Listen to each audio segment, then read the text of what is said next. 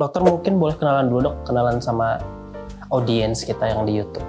Oke, halo, nama saya Dr. Joyce Marina Budiharto, spesialis andrologi di Bocah Indonesia, Jakarta. Oke, kan kalau di praktek di klinik tuh orang ketemu dokter kan bahasnya cuma andrologi ya. Hari ini kita bakalan bahas personal life dokter nih, nggak cuma profesionalnya doang. Nah dokter sebenarnya di awal nih dok, memilih dokter andrologi itu kenapa sih dok?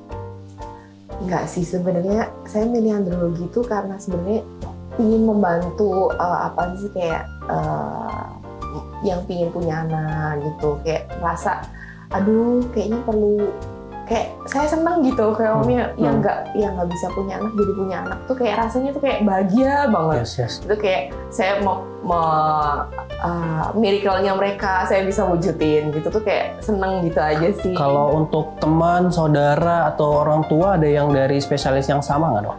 Oh ada sih, ayah saya spesial yang sama tapi ayah saya nggak begitu bergelut sama bidang bayi tabung sih gitu. Dokter udah berapa lama dok kalau boleh tahu di andrologi? Kalau dari berapa lama sih? Kayaknya 2 tahun dari saya lulus ya gitu. 2 tahun setengah lah gitu. Menarik, dokter juga praktik di lab embriolognya Bocah Indonesia ya dok. Betul. Itu boleh di-spill nggak sih kita dok, sehariannya gimana? Soalnya aku sendiri udah 3 tahun di Bocah ini bingung banget nih dok, apa yang dikerjain sebenarnya di dalam situ dok? Kita kerjain macam-macam sih. Jadi dari segi pertama kita dari ambil OPU nih ceritanya. Ambil OPU tuh dari misal dari ayah muda sudah siap untuk IVF, kita melakukan OPU pertamanya. Pertamanya kita lakukan OPU di mana kita ambil telurnya dan kita akan ambil spermanya, kita satukan di luar dan di mana nanti akan kita lihat, kita satukan dengan namanya mikroskop gitu. Nanti mikroskop nanti kita satukan namanya itu nanti bayi tabung kan biasanya gitu. Nanti kita lihat perkembangannya dari telur-telurnya. Dari masa dia setelah digabungkan dari sperma sama sel telur tadi digabungkan, kita lihat perkembangannya seperti apa nanti, bagus atau enggak, apa layak untuk nanti ditransfer untuk bagian si ibunya gitu, apakah bisa nggak sih ditransfer gitu, bisa nggak nanti ini ada kelainan nggak di telurnya apa segala macam gitu.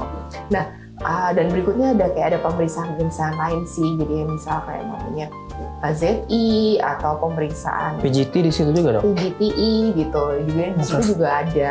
Embrace juga ada sekarang. Iya, gitu. Embrace ada ya dok ya. Itu Embrace boleh di-spill dikit loh, terkait apa sih dok itu? Embrace itu sama sebenarnya kayak PGTI, tapi dia itu non-invasif dari ceritanya gitu sih. Jadinya kalau PGTI itu kita invasif, kalau non-PGTI dia non-invasif. Jadi sebenarnya ada plus minusnya sih. Nanti kita akan lihat kondisi pasien juga, apakah dia bisa untuk Embrace atau kita bisa untuk PGTI, tergantung dari kondisi pasien gitu. Nah, di alat di lab embrio itu ada apa? Cuma banyak mikroskopnya kah atau suhunya di dalam situ gimana, Dok? Banyak sekali, dan kita tuh benar-benar yang sedetail itu melakukannya. Jadi kayak dari suhu ruangan kita harus benar-benar lihat suhu ruangannya seperti apa.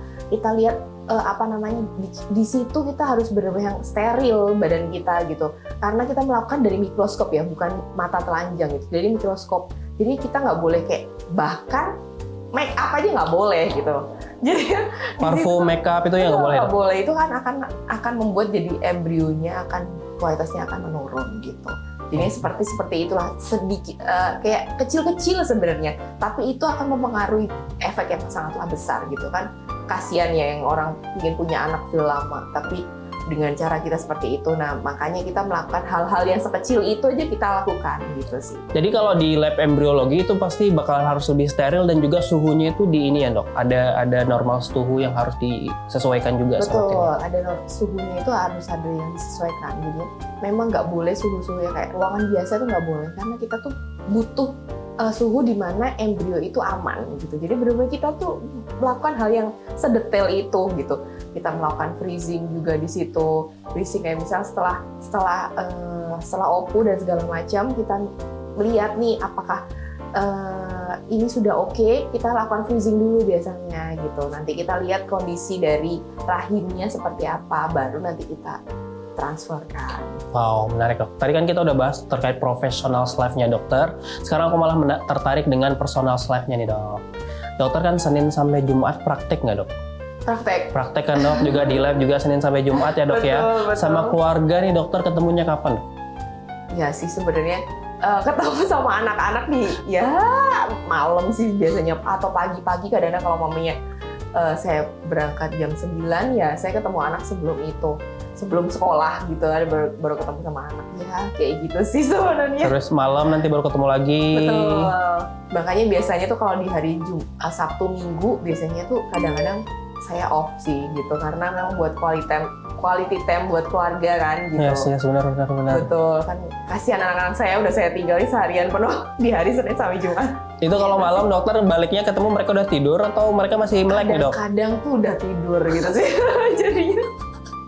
Aduh, ya gimana lagi saya mikirnya, aduh ini belum. Ternyata ada telepon dari sini, telepon dari sini ada pasien dan segala macam gitu. Ya jadinya saya kayak lebih quality time-nya di hari Sabtu Minggu kan kasihan anak-anak saya juga dia perlu saya juga kan gitu. Quality time tipikal dokter ngabisin sama keluarga tuh hari Sabtu Minggu itu lebih sering di rumah kah dok apa keluar nih biasanya? Biasanya kita keluar sih jadi kayak ya kadang-kadang kita keluar kota untuk nyenengin anak juga kan gitu. Suami saya juga soalnya kan di luar kota juga jadi ketemu juga hari Sabtu Minggu kan gitu. Jadinya untuk quality time ya kayak menebus dosa sama anak-anak lah ya gitu kan. Jadinya ya udah kita keluar aja untuk lihat semuanya. Kayak anak-anak minta apa, makan apa yang enak atau dia pingin nonton kah atau dia mau keluar kota mau berenang kayak atau apa gitu ya. Karena dokter udah 2 tahun dia dokter andrologi, otomatis dokter punya anaknya cewek duanya atau cowok dok? Anak pertama saya cowok, Yes. 9 tahun sekarang gitu. Yang anak kedua saya umur 6 tahun. Yes. Dari segi andrologi apa yang ingin dokter sampaikan ke anak dokter yang cowok dok? Nah, saya edukasi dari kecil sih. Jadi kayak memang sebenarnya seusia dia kan memang zaman sekarang kan nakutin ya gitu. Apalagi sekarang banyak yang namanya seks bebas. Nah, tiba-tiba nanti anak kecil sudah dibuat buat apa gitu di pergaulan bebas ini. Apalagi sekarang lihatnya YouTube dan segala macam. Jadi pelajaran seks itu kalau sedini mungkin lebih baik ya gitu. Tapi seusianya mereka gitu. Jadi saya ngomongnya ya secara dasar-dasarnya dulu seusia mereka aja gitu. Dokter untuk itu dirinya sendiri sih. Oh biasanya mengedukasinya dokter udah langsung ngajak ngobrol pas makan kah atau modelan share reels nih dok ke anaknya? Enggak, ya saya kan ngomongnya secara langsung sih to the point gitu. Nggak boleh ini ya nanti kalau mamanya ngelakuin ini nanti kayak gini loh gitu. Kalau misal ada orang asing yang megang privacy gitu ya nggak boleh gitu-gitu sih kayak sebatas itu dulu sih jadinya biar mereka setidaknya kalau ada orang asing bisa tahu oh mana ini orang asing yang nggak bisa diajak ngobrol mana yang enggak gitu. Oke dok, ini mungkin kita masuk karena kan tanggal 15 Mei atau 16 Mei nanti itu bakal ada hari keluarga dok. Sebenarnya makna keluarga untuk dokter apa? Penting sekali sih mana keluarga buat saya sih jadi itu kayak anak suami itu penting buat saya karena memang mereka memang ya udah hidup sama saya sudah support saya sudah dari saya itu kan gitu jadi apalah saya kalau nggak ada mereka sih gitu support gitu. system juga ya dok ya support system saya yang ya anak-anak ya. Gitu rumah juga ya dok kayak jadi capek balik betul yes. Oke dok terakhir ada pesan untuk yang masih berjuang sekarang untuk garis 2 dok. Pesan-pesannya jangan patah semangat. Kita nggak tahu masa depan kita apa, jadinya jangan mikir, aduh saya nggak bisa punya kayak bahasa awamnya mandul ya gitu, tapi jangan mikir, aduh saya nggak bisa diobatin, sudahlah gitu. Kita berusaha dulu, siapa tahu kita bisa dipertemukan dengan yang baik gitu kan, gitu sih. Jadinya jangan patah semangat, kita coba dulu yang baik semuanya. Kita nggak tahu ke depannya jangan-jangan kita udah punya anak gitu. Itu kan kebahagiaannya sangatlah besar gitu kan. Jadi jangan putus asa sih.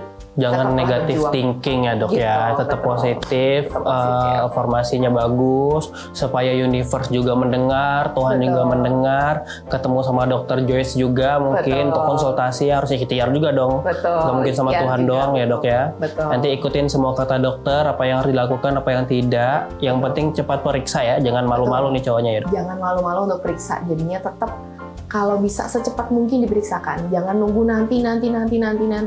nanti makin lama makin menurun kualitas spermanya, nanti makin lama makin susah untuk pengobatan gitu sih. Yes. Oke dok, thank you untuk sesi kita hari ini. Nanti mungkin kita akan konten-konten lagi setelah ini ya dok. Oke, thank you. Bye-bye dok. Bye-bye.